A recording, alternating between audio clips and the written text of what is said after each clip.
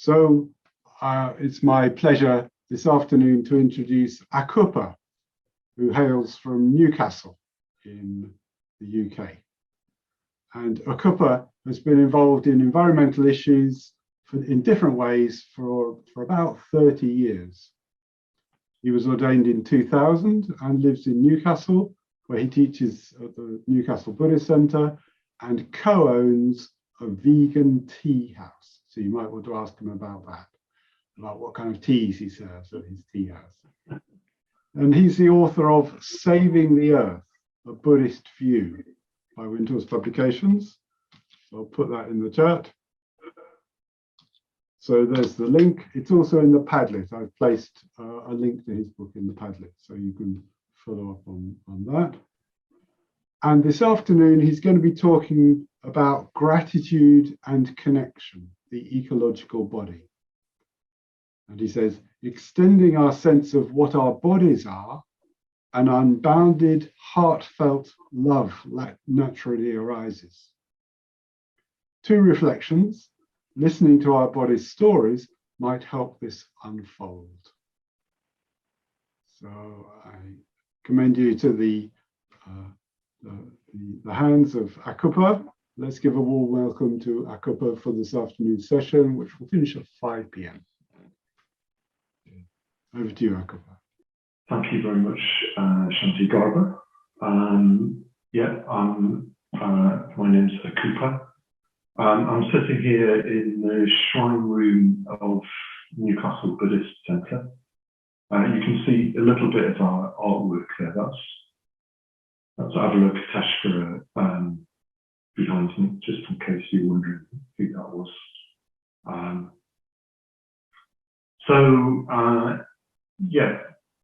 This afternoon I'm going to have a session on gratitude. One thing to say about gratitude is that it's very important, but it's also a very powerful state of mind, in that it combines two things. One is that it's a very emotionally positive state of mind, but the other is that it contains an element of insight. Gratitude is often a translation of the word katamutta, which means literally something like knowing what has been done for you. Knowing what has been done for you. Which can give rise to this heartfelt, warm feeling that we call gratitude. So it's both emotionally positive, but it's also a state of mind that sort of sees the truth as well. So it's a very powerful combination for those reasons. So what I'd like to do this afternoon is sort of create the conditions for that to arise. You know, I don't think it helps to sort of think, I will now feel grateful. But we can, by seeing what has been done for us, or seeing the sort of connection between us and others, or other,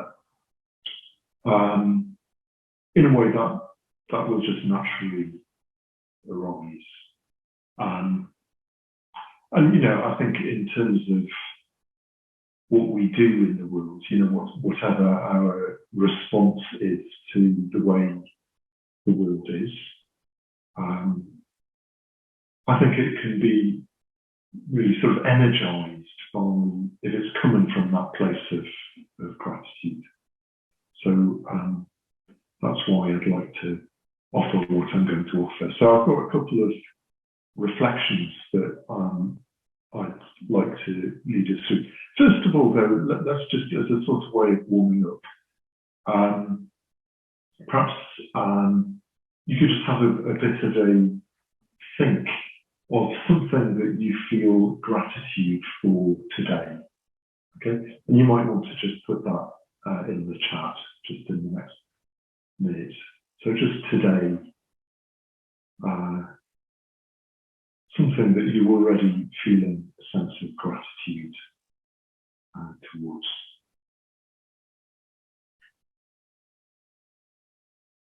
Anybody?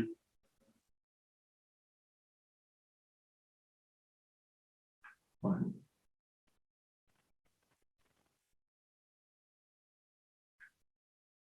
Oh, okay. The warm weather, the picture clear, the biometry, that I heard the birds singing so loud. That's really, the Newcastle Bird Centre has got a bit of a garden at the back, and a blackbird has taken residence, and it sings quite loudly, blackbird, so it's really lovely. On that side, we've got a main road with lots of ambulances and motorbikes, but at the back, sometimes you can still hear the blackbird. This morning's talk, Akupa, you're a bit echoey. Is there another mic that you can use? Maybe headphones? Not easily, I'm afraid. Or at least the only other one I think is worse. Would it help if I actually came a little bit closer? Try that. How's that? Yeah, that's distinctly better. Yeah, it's still a bit echoey, but it's louder. Okay, thank you. Great. Yeah, this morning's talk, warmth of sunshine, continued good health, absolutely. Generosity. Ah, happy birthday, Natalie. Generosity of family and friends on my birthday. Seeds germinating, yes, definitely. Spring. Warming sunshine, the river.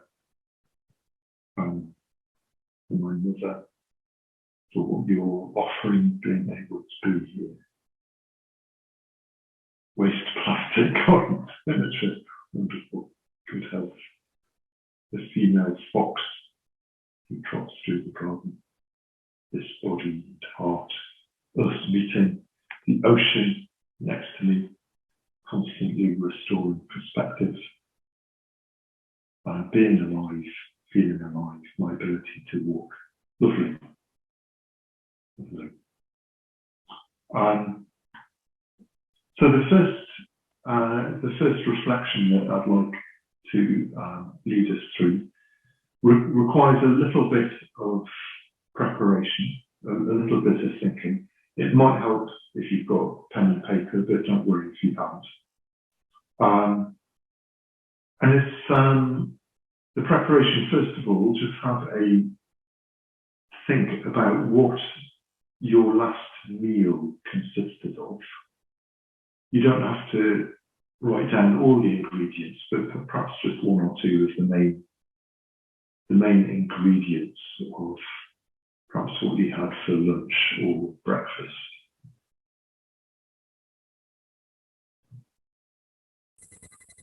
Could you say that again? It's very hard to hear you. It's very unclear how I hear you. Could you say the question again, please? Yeah. Can you write down or just remember what you had for your last meal? Perhaps lunch or breakfast. Can you hear that okay?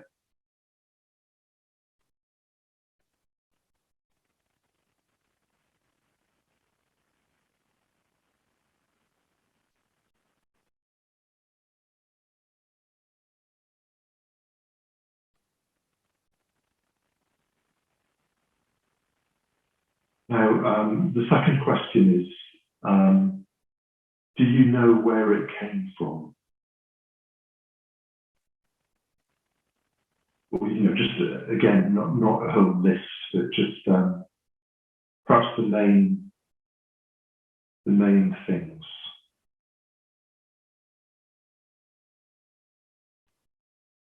There are some it might have come from your garden. But in some supermarkets, they actually tell you exactly which farm they came from. which is rather nice.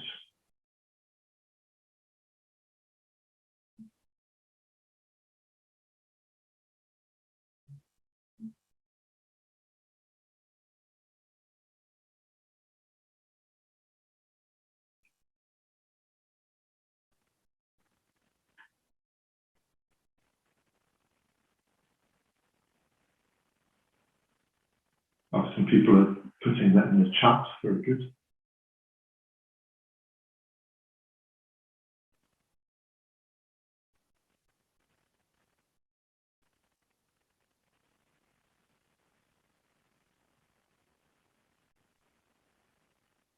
I'm sorry about the sound. It's possible that if we have a quiet reflection, I might use that time to switch to a different computer, which might work better. Okay, but we'll stick for this at the moment. I don't want to faff around.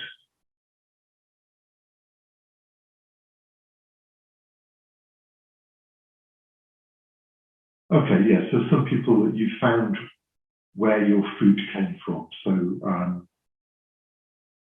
yeah, Italy, UK, sunset, rice and vegetables from Turkey, Spain, Germany.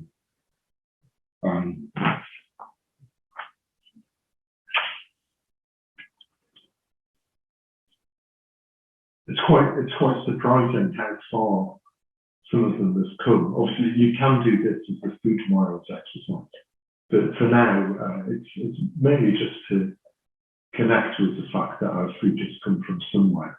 Last time I did this exercise, I sort of did quite a detailed look at the packets and things, and I realised that I'd eaten food from a field of oats in Scotland, a banana plantation in Belize, a peanut farm in Vietnam, a field of rye in southern England, a coffee plantation in Colombia, an apple orchard in Poland, the Junchiabari tea garden in the east of Nepal. So that answers what tea I'm drinking at the moment. A very nice organic tea garden in Nepal. Platt's potato farm in Yorkshire, a carrot field in Nottinghamshire, a lentil field in Turkey, a cumin farm in India, Murphy's mushroom farm in County Down, and an onion farm in Suffolk. Okay. And that was just from one meal. Rhubarb from our allotments, lovely too. Yeah. So, and just one more question before we start.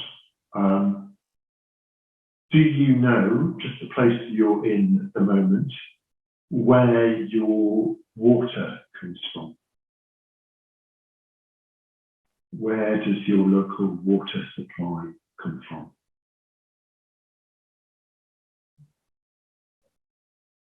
You might know that, you might not. So I'm here in Newcastle. I know that it comes from an extraction plant on the North Tyne River. Ian and Lily, I don't know. Well, I can tell you, Ian, because I know you're in Newcastle, that it's the same. So yeah, it comes from the North Tyne. But you can then sort of trace further back from that. So for me, that means that the water has come from rain that has fallen on the North Pennines. It's fallen into the hills and forests. It's made its way into the rivers, down into the North Tyne. And the rain has obviously come from clouds. Clouds, if my O-level geography is correct, around here, they've mostly come from the North Atlantic. They mostly follow the prevailing westerlies. And so that this is from water that has been drawn up from the North Atlantic Ocean in weather systems, probably over in the northwest.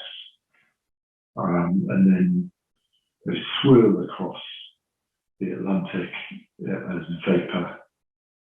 And then when they hit the heights of the Pennines, that causes the vapor to fall as rain.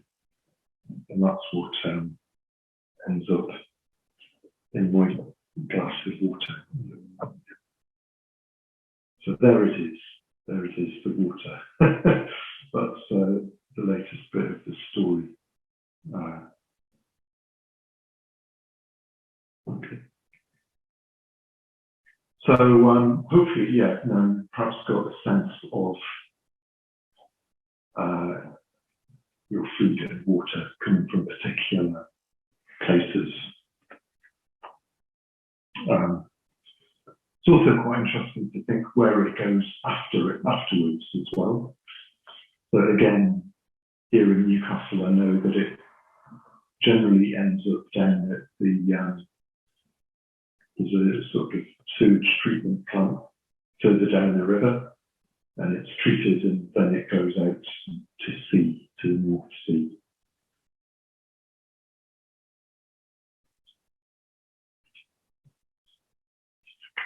Okay, so I'll just suggest that we do a little bit of a reflection.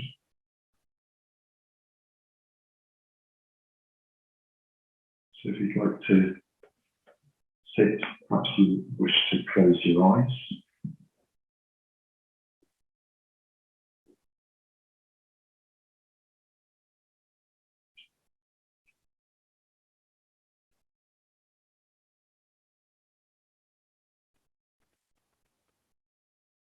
So just to begin with, having a sense of your body.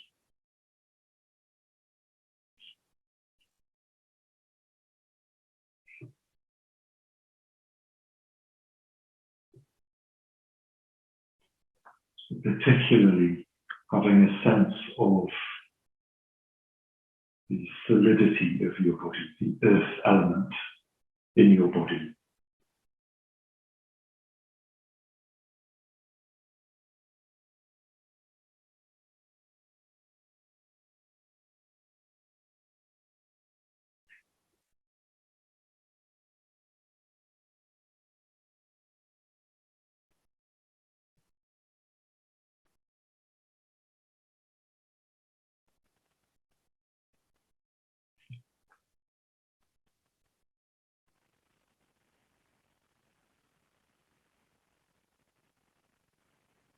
So just reflecting that this earth element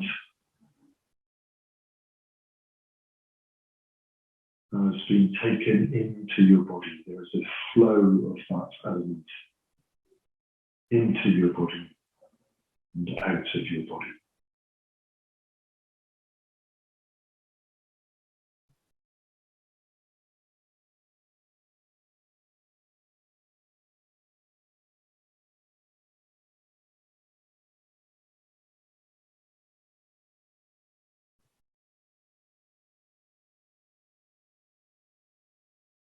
And there are particular places, particular fields that this element has come from. The matter which is your body has literally was a field somewhere, one of those places that you brought to mind.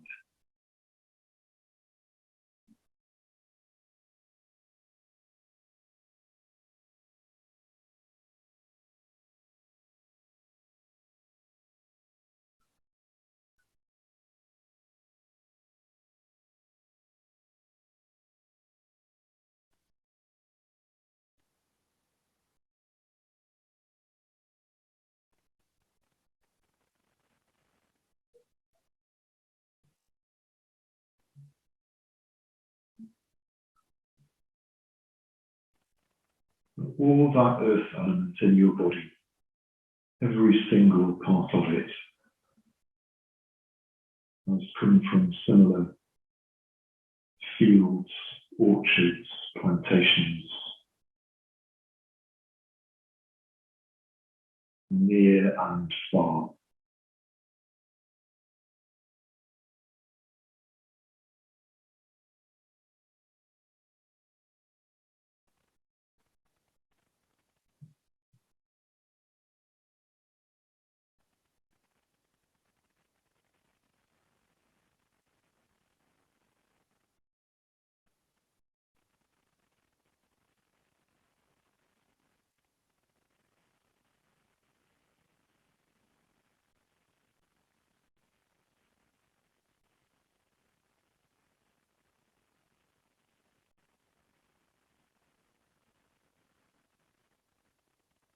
So my body used to be soil.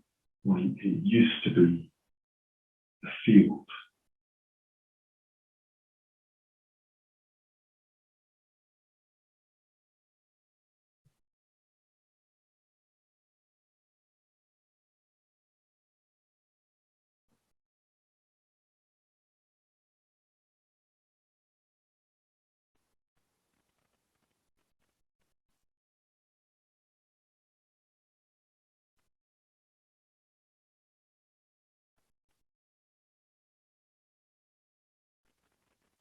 Not only that, but countless people have been involved in planting the food, growing it, harvesting it,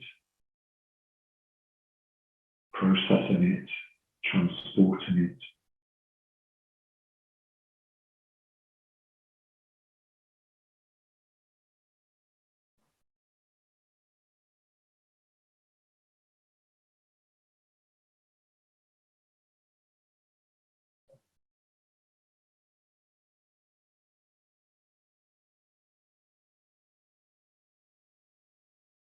For my existence, I'm completely dependent on those places and those people.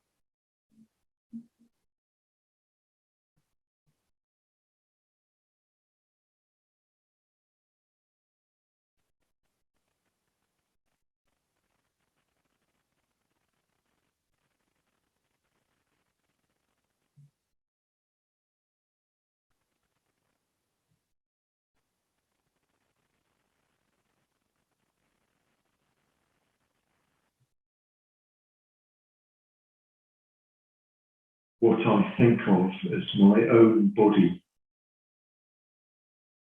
is actually part of a much bigger body, Earth body.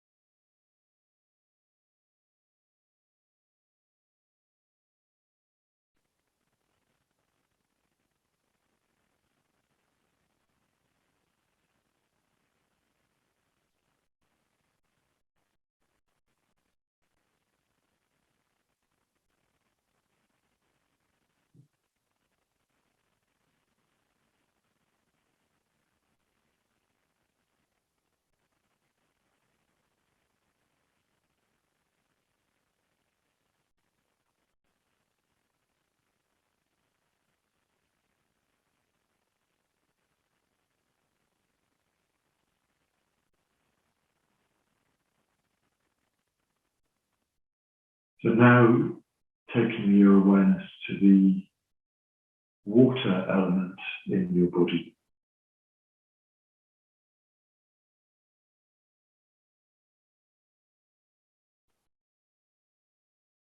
Thinking of the last drink that you consumed before this.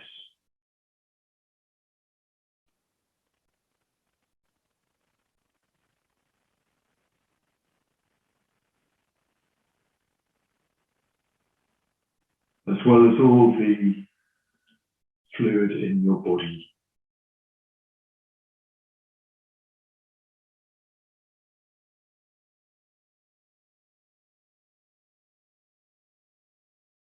Essential to your life.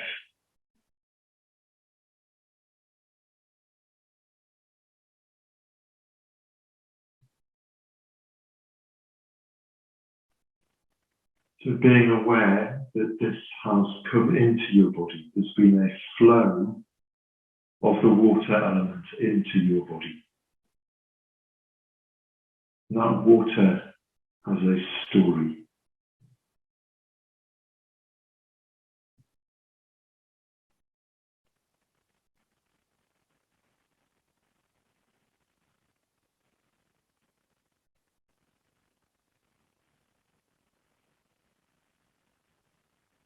The story of rivers,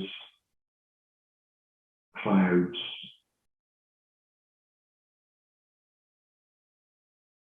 great systems of weather,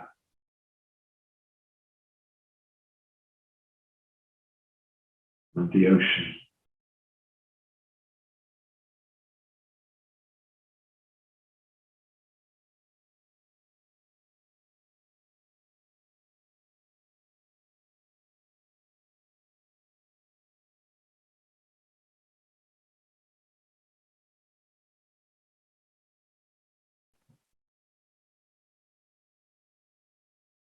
So the water in my body is part of a great flow of the water element from the ocean into the skies, back into the ocean.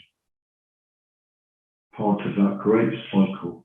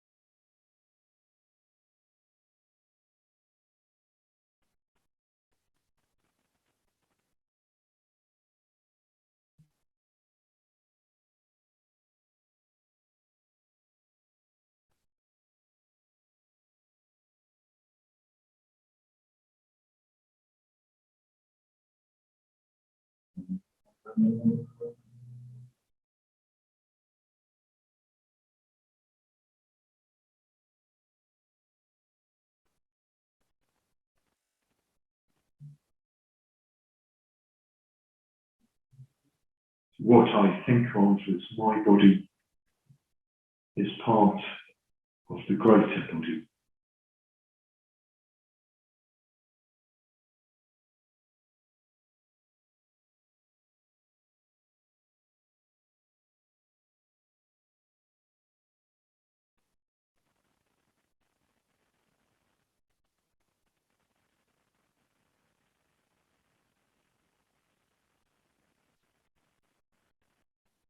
So now being aware of the fire element in your body in the form of warmth, heat, the latent energy stored in your muscles.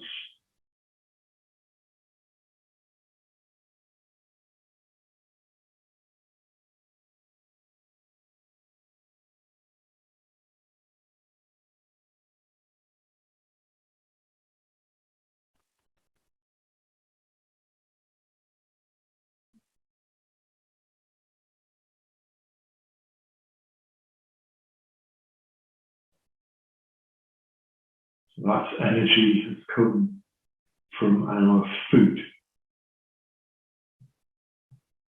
And ultimately, it's come from the sun.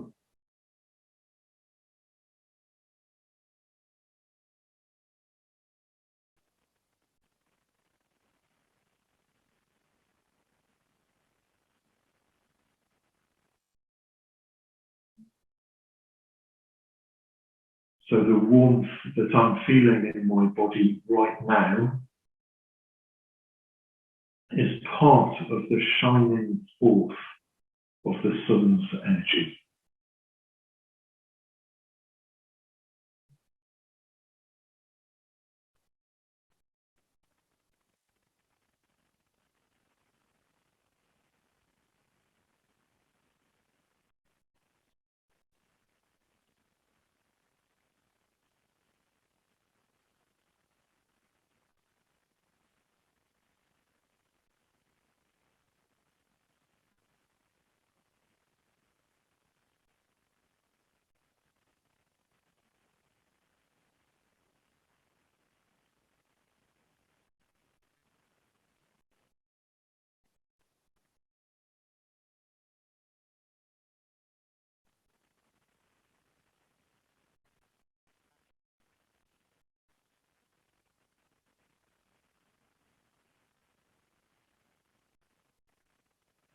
So what I think of as my body warmth is actually part of something much vaster, much greater body.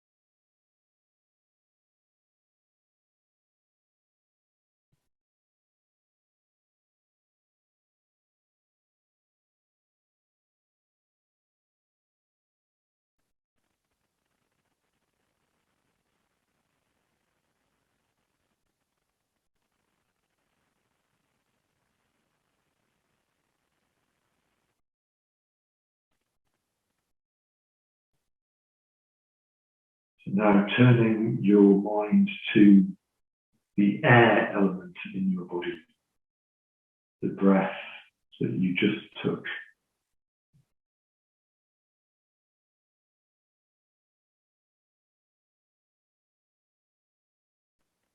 That sweet oxygen that you've just taken into your breath, into your lungs.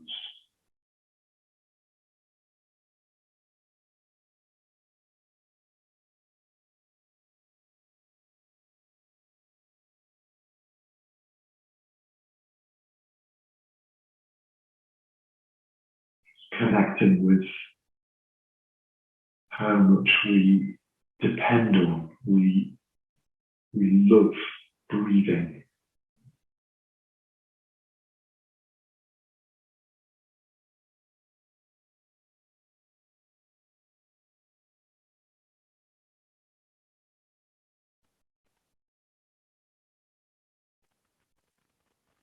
So that sweet oxygen has come from the air. Ultimately, it's come from algae in the ocean and trees on land. Mostly from algae.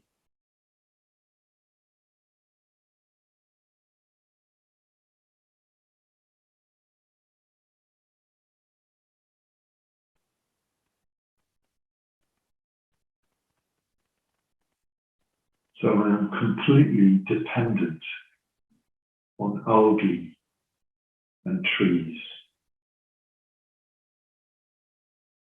They too are part of my body.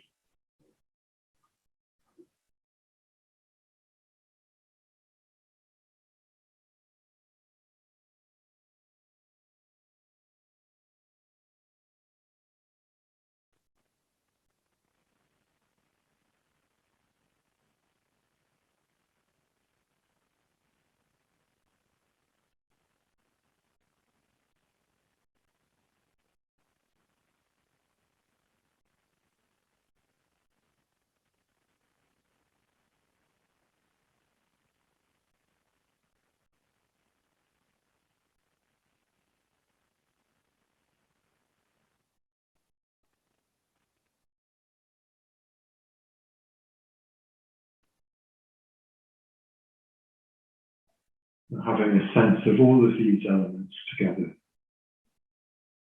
Earth element, water element, fire element, air element.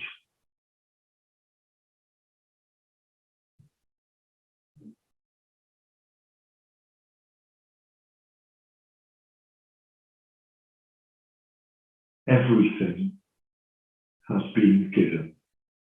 Everything is borrowed.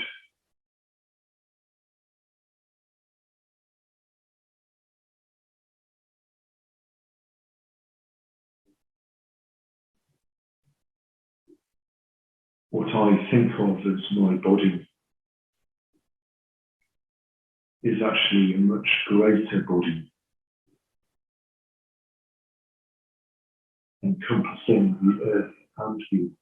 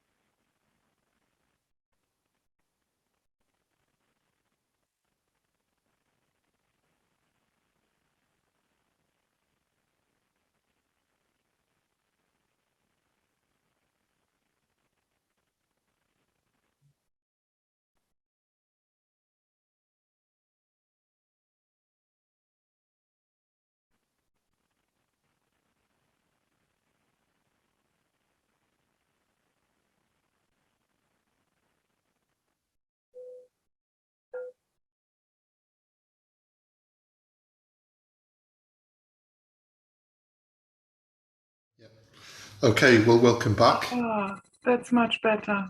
Good. As you'll see, I've moved on to a different laptop. I'm now on the other side of the shrine room, so I've got Vajrapani behind me now. These are D. Chitrika's very beautiful paintings that we've got in the shrine room here. So yeah, hopefully that's sorted out. I'm sorry about that. I've got an aging MacBook, and I think it's gradually falling apart. The mic is obviously gone now. So would anyone like to just put anything in the chat about what arises through that sort of reflection?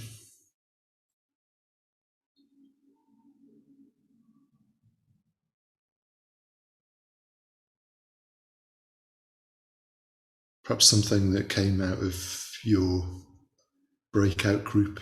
Just words, individual words or phrases, perhaps.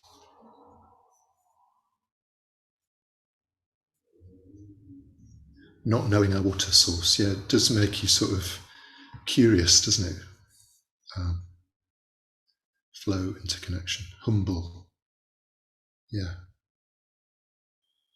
Yeah, I like that. I think that humble definitely gets close to how I feel. It makes me feel, expansive, that as well. I think the sense that I get from that sort of reflection is, it's sort of humble, but in a good way. It's sort of understanding that I'm part of something much bigger, and that doesn't belittle me in a way. It doesn't make me feel like nothing. Humble but connected. Yeah. So it's drawing together two things of feeling. It's not a nihilistic feeling. This feeling of connection, but it is at the same time quite humbling, because it gets us out of this sort of idea that I'm separate somehow, and we're not. Like, everything has been given to us, everything that we can think of. I mean, so far we've only looked at the body, but really everything is borrowed. Everything has come from somewhere. And there's something actually quite liberating about that, quite freeing. the deep joy of being connected, mingling, constantly grateful, not the center of the web. Realizing the extent of interconnectedness, shocked to know how much I don't know. Good. So that's one way of sort of expanding out our sense of who we are, our sense of the body. So the second reflection I'd like to do today, now Ian and Lilia, you did this already on the weekend that I just led, but it won't harm to do it again. So this time, instead of sort of looking out spatially and expanding our sense of who we are through space, you can also do this by looking back through time. Okay. Now, the particular way that I'd like to do this, you can do this in terms of a sort of body exercise. There's sort of exercises that deep ecologists are fond of, where you sort of go through the whole of evolution and see it in your body. Today I'm just going to focus on one aspect, which is the sense aspect, or the aspect of sound. Okay. The fact that you are sitting here, you can hear me, hopefully now. You can hear me. You can hear objects around you. You can hear the wind in the trees and so on. And you can also make sound. Okay. Now we tend to take this for granted unless you have hearing difficulties. But actually, where's that come from? So the reflection that I'll lead us through takes us right from the beginning, or the very, very early in the history of the Earth. And this tells the story of how it's come about that I am sitting here now, able to hear and give voice. Okay. So again, if you'd like to go into reflective or meditative mode, posture, whatever that means for you.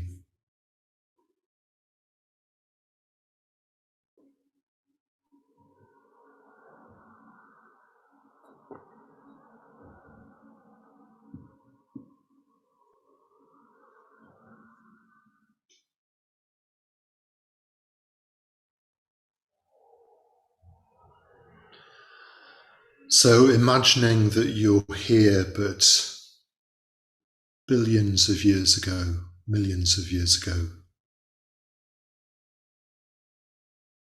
the early days of this planet.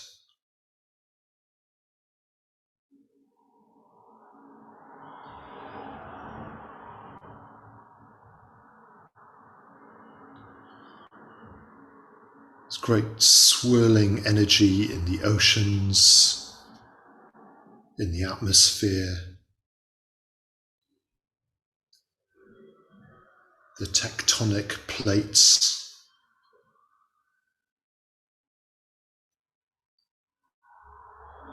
There is sound, and yet nobody to hear the sound. So in a sense that there is no sound.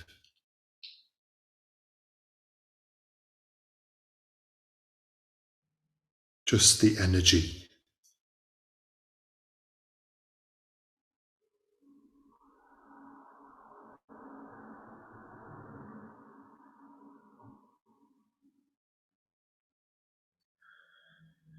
But at some point, we become single cells floating in the ocean.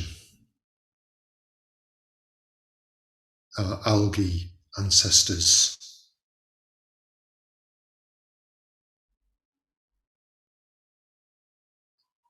and you can feel the energy of movement in your membrane. You might be aware of the presence of other cells shivering and humming.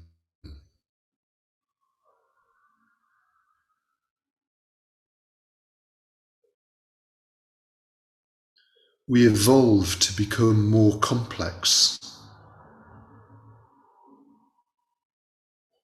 multi-cell organisms, simple fish.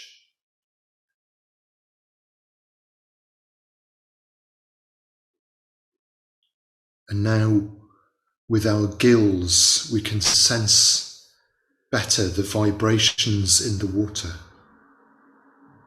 Very rudimentary ocean sounds, warning us of predators.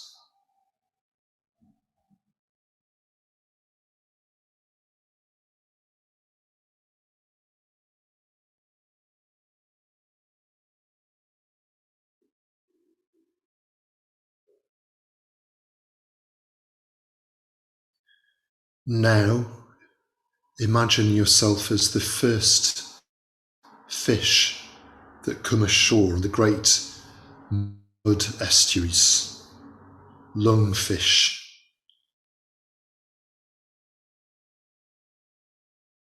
With these gills, we can now sense airborne vibrations in the mud, tiny tremors in the earth.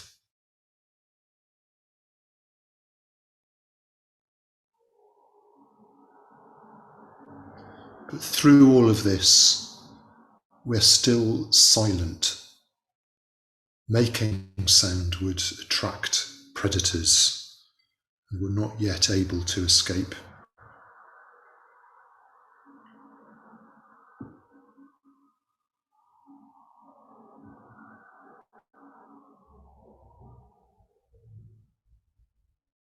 "200 million years ago, you're now an early amphibian. You can move quickly.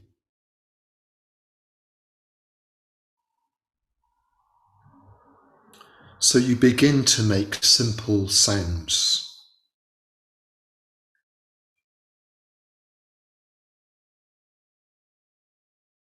You find that using the muscle at the top of your windpipe enables you to send out all sorts of sounds, pulsing noises, hissing, chirping, bellowing, rumbling, yelping, chattering.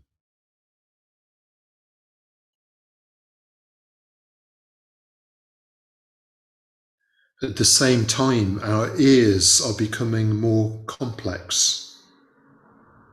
We can distinguish more qualities of sound. We can locate the source of sounds more accurately.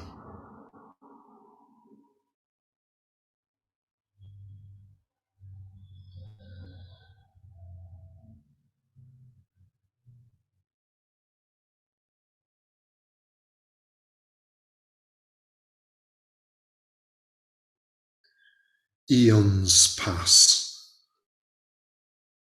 Now we become early mammals, warm-blooded, furry-bodied.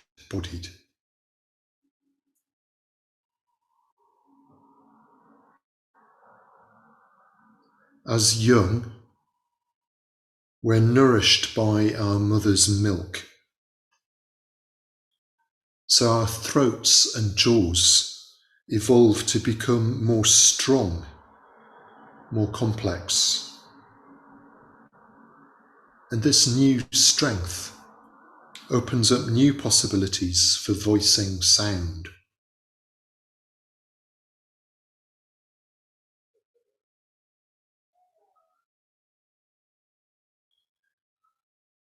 So now, as primates inhabiting trees,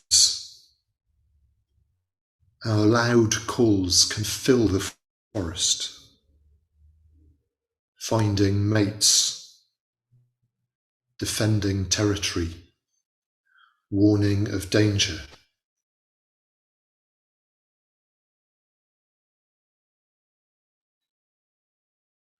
These vibrations, these tiny vibrations through the air, allow us to cooperate, to communicate.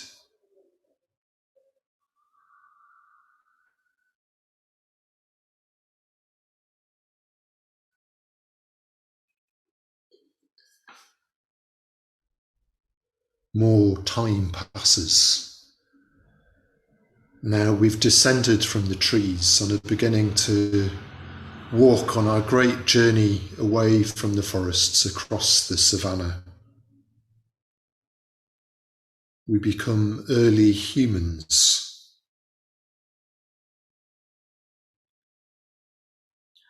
And we find that the connections between our brains, our speech, and our hearing are becoming much stronger.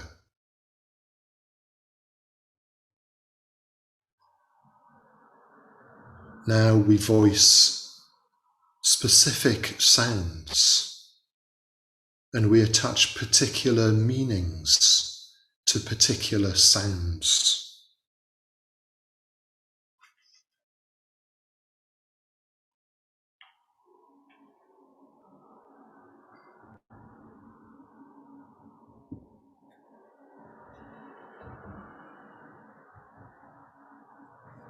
Half a million years ago,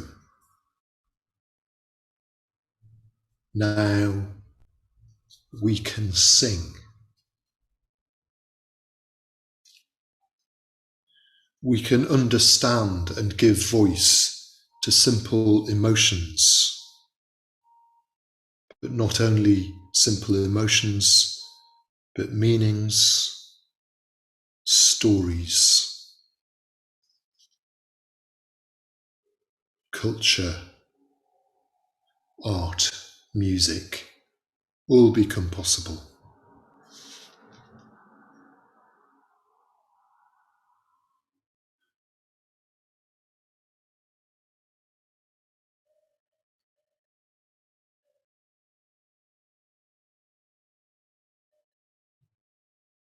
At some point, we find a hollowed bird bone and we blow into it. And we find that makes a particular sound. And we begin to work with skins, wood, metal, and hair. Musical instruments are born.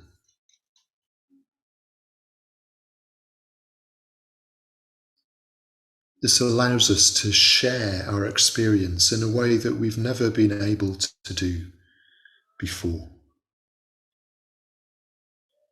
To have a communality of experience. Into being.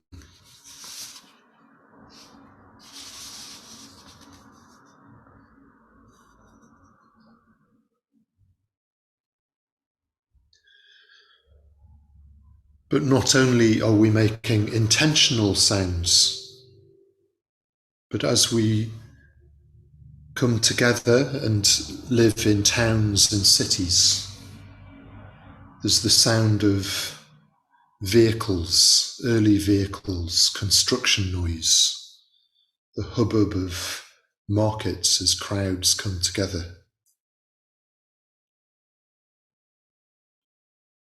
Mechanical sounds.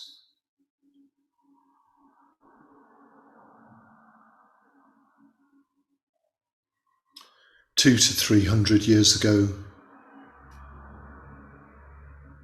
the carbon age, amplification, technology becomes yet louder. The sound of engines.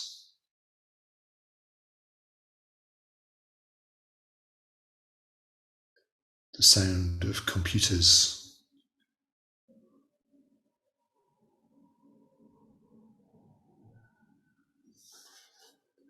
So now we come to the present moment. You're now still on this journey, but right there where you're sitting in your body right now.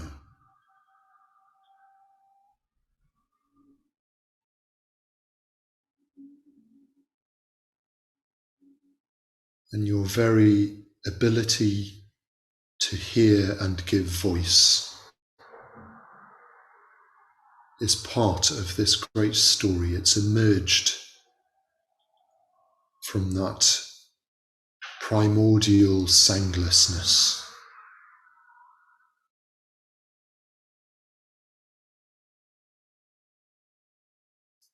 So now we'll just sit for 5 minutes and just listen.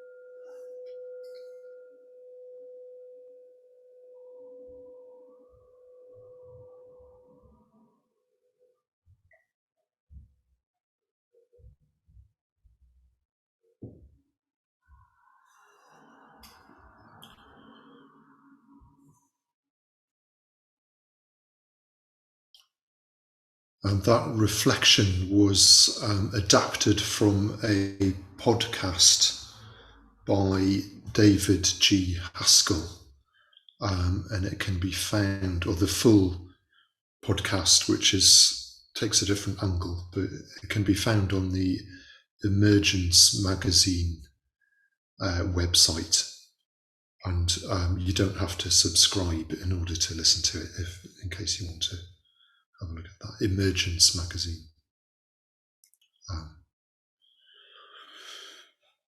Yeah, as I said, it's also very similar to a lot of the kind of deep ecology reflections, particularly one called Evolutionary Remembering, which I think the earliest version was written by John Seed.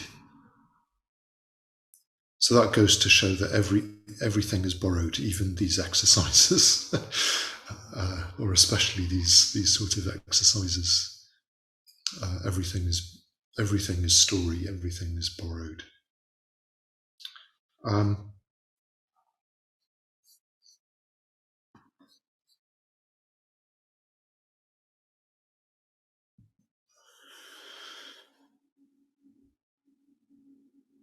Yes, Shanti Garba. That's the name of it. Yeah, when the earth started to sing. Yeah. So any? Oh, great! You've put the reference on. Fantastic.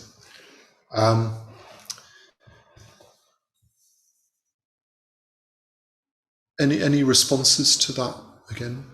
I don't think we've got time for breakout groups, but any quick words on the chat about where that takes you?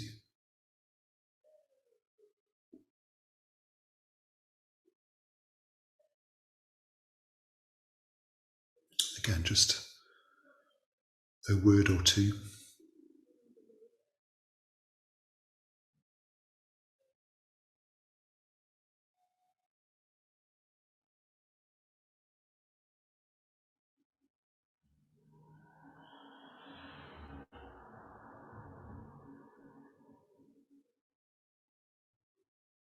Anybody yet? No? Oh yeah.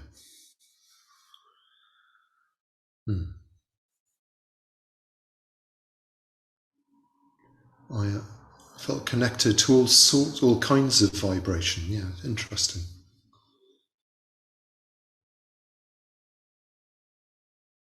Yeah, sounds flowing into me and out of me.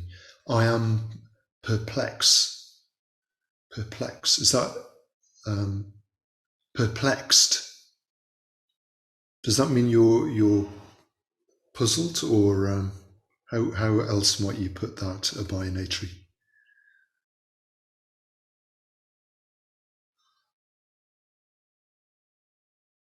Silent. Yeah. For me, it brings a certain sort of freshness, I suppose. Just reflecting that my hearing is part of this great sort of story that has emerged from this vast story of life evolving on the earth, or that I am the universe hearing itself.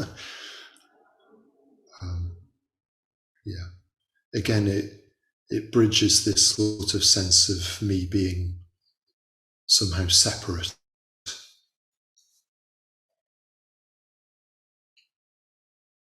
Yeah.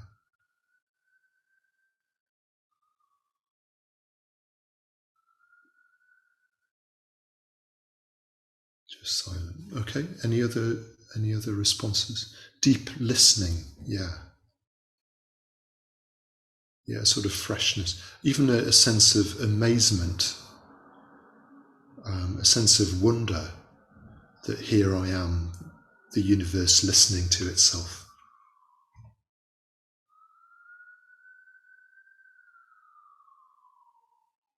Okay.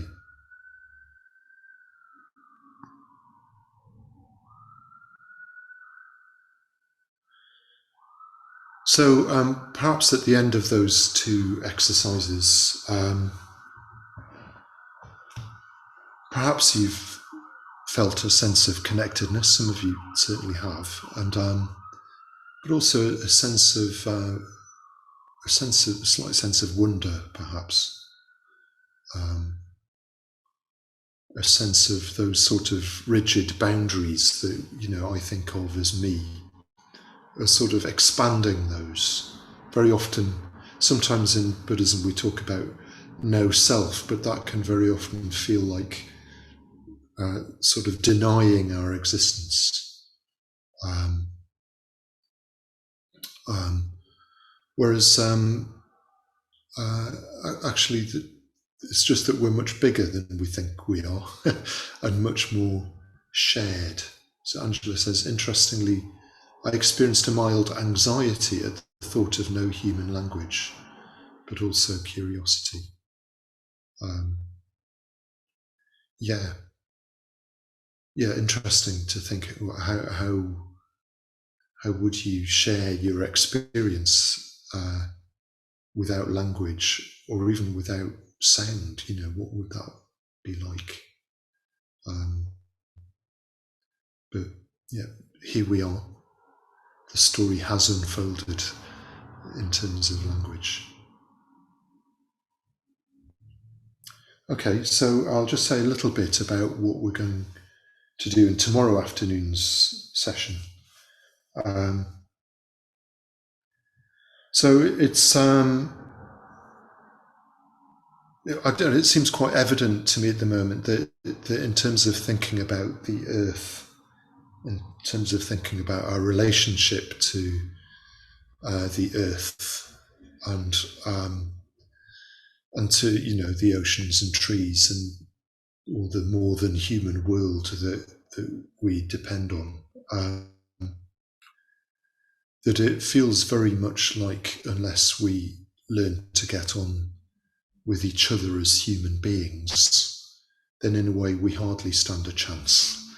And this, in a way, I think even in the time since, you know, this retreat was sort of set up, that's become, given the proximity of war to us, at least to those of us here in Europe, feels stronger. So as a sort of basis for that, that'll be the focus of tomorrow's session.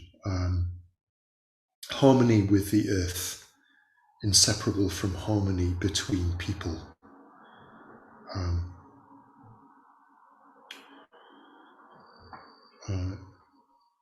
How do we exist? How do we exist with other people when so much kind of violence and harm is being done both to each other and to the planet?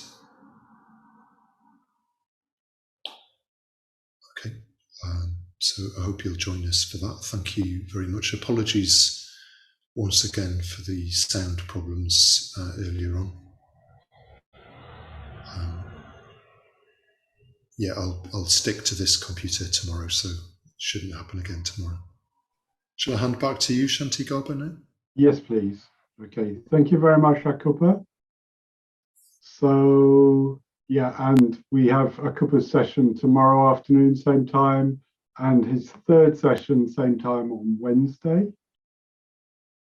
And this evening, we have Ananta, who originally from the UK, but living in New York, talking on the treasured gold, from climate grief to climate engagement.